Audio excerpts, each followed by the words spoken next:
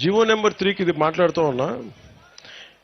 ఇప్పుడు నేను మీ చేత ఓట్లు వేయించుకోవడానికో చప్పట్లు కొట్టించుకోవడానికో ఒక మాట మాట్లాడి చేసేస్తాం అని మాట్లాడవచ్చు. కానీ మనం సుప్రీంకోర్టులో కొన్ని హైకోర్టులో ఉన్నప్పుడు కొన్ని జాగ్రత్తగా వ్యవహరించాల్సిన పరిస్థితి ఉంది. అన్ని ఉద్యోగాలు మనం ఎవరైనా సరే ఉద్యోగాలు ఎలా వస్తాయి మీరు ఆలోచించండి. స్కిల్ ఉండాలి. ఒకవేళ నాకు రిజర్వేషన్ లేదు, రిజర్వేషన్ లేనప్పుడు నేను ఏం చేస్తాను చెప్పండి? స్కిల్ డెవలప్ చేసుకుని వెళ్ళాలి. రిజర్వేషన్ వచ్చే వరకు వెయిట్ చేయడం నాకైతే భయం వేస్తుంది నా జీవితం. సో నేను మీరు చెప్పిన జీవో 3 ఏదైతే ఉందో దాని గురించి ముఖ్యమంత్రి గారి దృష్టికి తీసుకెళ్తాను. ఈ లోపు మీరు ఆర్థికంగా ఇబ్బంది పడకుండా మీకు స్కిల్ డెవలప్మెంట్ చేస్తే మీకు ఫలితాలు వస్తాయి, మీకు ఆర్థికంగా బలోపేతం అవుతారు.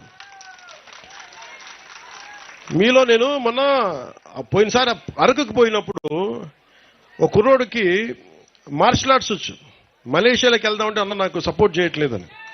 అలా ఎంతమంది మీరు ప్రతిభ మీలో ఎంతమంది ఉందో మీకేం తెలుసు?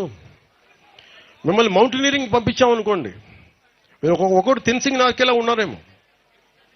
మీ ప్రతిభ పాఠవాల్ని బయటికి, మీ సమర్థత బయటికి తీయాలి. మీరు గొప్ప రన్నర్స్ ఉన్నారేమో, మ్యారథాన్ రన్నర్స్, గోల్డ్ మెడల్ సాధించగలరేమో, మీరు గజీతగాళ్ళు ఉన్నారేమో, సైంటిస్టులు ఉన్నారేమో, లేదంటే గొప్ప ఐఏఎస్ల ఐపీఎస్ల స్థాయి ఉందేమో, గొప్ప పోలీస్ అధికారుల స్థాయి ఉందేమో. ఇవన్నీ మనకు తెలియదు కదా.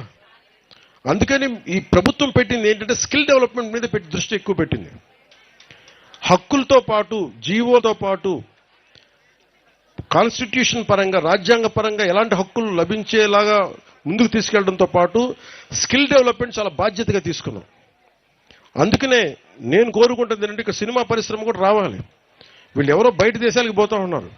ఆ డబ్బులు కనుక ఇక్కడికి వస్తే ఇక్కడున్న 50 మంది ఆడపడుచులకు కానీ ఇక్కడున్న 25 మందికి ఒకరోజు షూటింగ్ చేస్తే డబ్బులు వస్తాయి మనకి. సో ఇట్లాంటివన్నీ ఆలోచించి నేను టూరిజం కూడా డెవలప్ చేయాలి, విదేశీయులు రావాలి, ఇవన్నీ ఆలోచించి మేము ముందుకెళ్తా ఉన్నాం. మీ సహాయ సహకారాలు కావాలి, మీరు అండదండలు కావాలి, మీకు అభివృద్ధి కావాలి. మనస్ఫూర్తిగా కోరి మీకోసం నిరంతరం పనిచేస్తామని తెలియజేసుకుంటూ ఇక్కడికి వచ్చిన కూటమి నాయకులందరికీ పేరు పేరున తెలుగుదేశం, జనసేన, భారతీయ జనతా పార్టీ నాయకులందరికీ, సర్పంచులకి, ప్రతి ఒక్కరికి పేరు పేరున ధన్యవాదాలు తెలుపుకుంటూ వేదిక పైన ఉన్న గౌరవ ఎమ్మెల్యేల గారికి, ఎమ్మెల్యేస్ అందరికీ కూడా నా నమస్కారాలు, హృదయపూర్వక ధన్యవాదాలు తెలియజేసుకుంటూ ఈ కార్యక్రమాన్ని ఇంత విజయవంతంగా చేసిన మన కలెక్టర్ గారికి, ఎస్పీ గారికి, ఉన్నత పోలీస్ అధికారులందరికీ కూడా ధన్యవాదాలు తెలుపుకుంటూ నిన్నటి నుంచి ఈ రోజు దాకా దారి పొడవునా ఉన్న ప్రతి కానిస్టేబుల్ కూడా చేతులెత్తి నేను నమస్కరిస్తా ఉన్నాను. సో మనస్ఫూర్తిగా మీ అందరికీ, అలాగే ఈ రోజున నేను ఒక మాట చెప్పి ఫండ్స్ సరిపోవట్లేదంటే ఉన్న ఫండ్స్లో ఎలా అడ్జస్ట్ చేయొచ్చని ప్లాన్ చేసిన కృష్ణతేజ గారికి, పిఎస్ మధు గారికి, ఓఎస్డి వెంకటకృష్ణ గారికి కూడా మనస్ఫూర్తిగా ధన్యవాదాలు తెలియజేసుకుంటూ మరోమారు ప్రధానమంత్రి గారికి నా ప్రగాఢమైన కృతజ్ఞతలు తెలియజేసుకుంటూ ఈ కార్యక్రమాన్ని ఇంత తక్కువ సమయంలో మాకు అవకాశం ఇచ్చి పెట్టుబడులకి మాకు నిధులు సమకూర్చిన గౌరవ ముఖ్యమంత్రి గారికి, శ్రీ నారా చంద్రబాబు నాయుడు గారికి మనస్ఫూర్తిగా ధన్యవాదాలు తెలియజేసుకుని సెలవు తీసుకున్నాను. జై హింద్.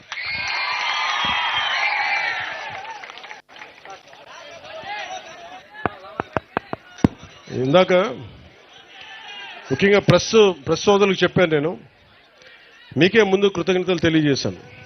ఈ సమస్యల్ని బయటికి తీసుకొచ్చింది మీరే. మీరు కనుక ఈ సమస్యలను వెలికి తీయకుండా ఉంటే ఈ రోజు ఇంత అద్భుతంగా జరిగి ఉండేది. మనస్ఫూర్తిగా మరోమారు పాత్రికేయ సోదరులందరికీ మరోమారు ధన్యవాదాలు తెలియజేసుకుంటాను.